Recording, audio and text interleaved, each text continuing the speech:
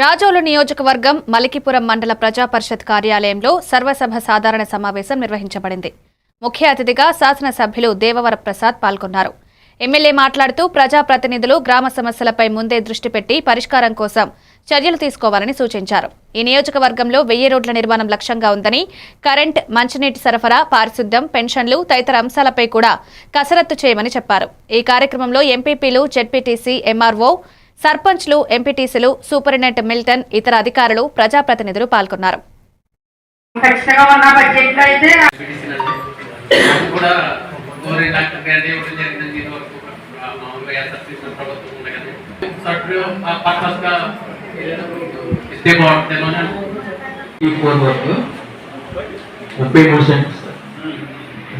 సెంట్లో 84లో 1954లో D Pharm పద్ధతి ఇస్తారు sir. 24 సెంట్లకి అది ఆల్రెడీ రికార్డ్స్ లో కూడా చేంజెస్ అయిపోయి ఎవరైనా సరే ఓటు అడగడానికి ప్రతి ఒక్కరు ప్రతి గడప దక్కాల్సిందే.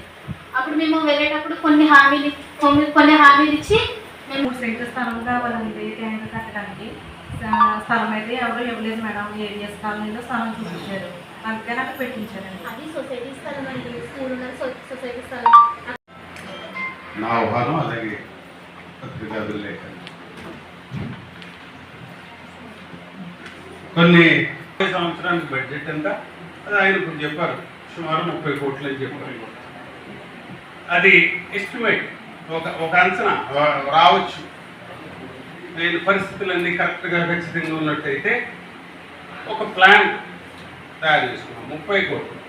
అలాగే ప్రాధాన్యత అక్కడ ఉన్న గ్రామాల్లో ఉన్న ప్రజలకు ఏదైతే అది ఎక్కడ ఏర్పాటు చేయాలన్నా ఒకవేళ లేక నిజంగా మన సంకల్పం చేసినా కూడా ప్రజల సహకారం ఇక్కడ వద్దని చెప్తారు. మన రామచంద్రపురం పట్టణంలో డాక్టర్ బిఆర్ అంబేద్కర్ కోనసీమ